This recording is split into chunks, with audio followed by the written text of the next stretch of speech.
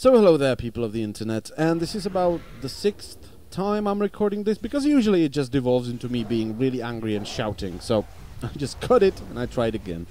Hopefully I will not shout this time. So, the recent Feral Druid guide. It has made my best part of the day, which is my YouTube part of the day, where I get to sit down and I read all the comments and I look at the statistics and I talk with people, I take in suggestions and stuff like that. It has made that part of the day a fucking nightmare, where when I'm about to embark on this journey to YouTube and read all the comments and all the messages and all the emails, I just sit down and I'm like, oh, I can't wait for another fucking death threat from a 12-year-old. I can't wait for another 12-year-old to tell me to die of cancer. I just can't wait to do that. Now let me explain why that is. 12-year-olds are blind, pretty much, and deaf, because I did say in the guide, in the Feral Druid guide, that if you have the perfect setup and you're fighting the perfect boss, Bloodtalons will do more DPS. That's what I said. But they are apparently deaf, and they are blind. They just follow Simcraft. That's what they do. Now, simulations for DPS are bad because of a couple of things. First of all those simulations that you send me, dear cunts, are for single target DPS. Maybe it's because you don't realize that, you know, sometimes dungeons have more than just a boss in a room, then another boss in a room, and then a final boss in a room. Same with raids. You know, sometimes they have trash, there are more bosses, there are ants, you know, stuff like that. Maybe you don't realize that. Maybe it was because when they did two-target simulation, you know, a simulation with two targets, Lunar Inspiration won, and they were like, oh shit. Nah, let's not send him that, you know? Let's not send him that. So, first of all, Lunar Inspiration wins as soon as we get to, you know, you better sit down, 2 targets. It wins with 3 targets. It wins with 4 targets. It just wins with multiple targets. When we get to like 10 or 11, yeah, Bloodtalons wins then. Because then you can Bloodtalon swipe. And that does a shit ton of damage. And that's another thing I did say in the guide. You know?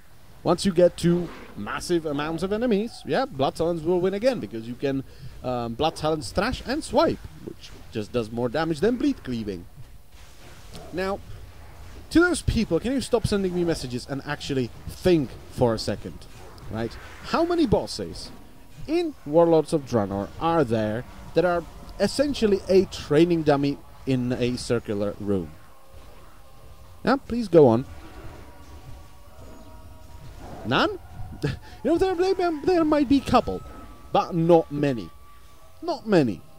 Alright? Usually they have ads, or there is more bosses, and I'm not even talking about the utility here. Alright? I'm not even talking about the fucking utility. With Bloodtalons, you can't use Healing Touch whenever you want. With Lunar Inspiration, you can. With Bloodtalons, you have to use Healing Touch when you need it. With Lunar Inspiration, you can use Healing Touch when your group needs it or your raid needs it. And I hear you say, but with Bloodtalons you can use Healing Touch when you need it. You can't when you want to do more single target DPS than Lunar Inspiration. You just can't. You have to use them when you need it. Which means most of your healing touches will be overhealing. Maybe if you get lucky and you're just focus healing the tank over and over and over again, you might get a couple of healing touches in that heal for the full value. But me, with my Lunar Inspiration, I can just be like, oh, tank is about to take damage now. So, 3, 2, 1, he gets hit, healing touch. I don't have to wait for my rip or raid to start falling off so I can, you know, snapshot them. And maybe, you know, Mr. Tank, could you please wait with that damage? Because I still have 9 seconds on my rip. And I would really appreciate it if you could wait with that damage. You know, it would be best if you took it somewhere, you know, when my rip is about to fall off. That doesn't work, does it? No, it doesn't. With Lunar Inspiration, you can just use the Healing Touch whenever you need it. It's as simple as that. You know, it's as simple as that. Now, another thing that I try to teach people with my Boom King guides is that the encounters should be either equally as important or more important than your rotation. Okay, you should be paying equal or more attention to the encounter.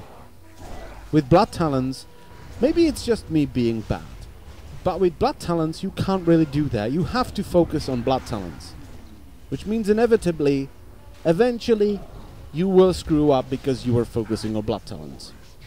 You will. You just will. Where in the same situation, me with Lunar Inspiration, you know, which is just a dot, it's just Moonfire, I will not.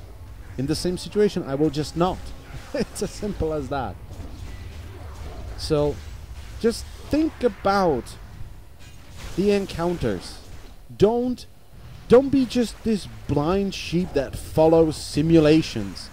Because those simulations, outside of Patchwork, which was, you know, back in Wrath of the Lich King, they are useless. If you are not fighting Patchwork, those simulations don't mean shit. They don't. Simple as that. Now, I'm not saying that Bloodtalons is so much better on single target. It's not. It's about 1k, not even that. With perfect execution. With perfect execution, you might do 1k more DPS than me with Lunar Inspiration.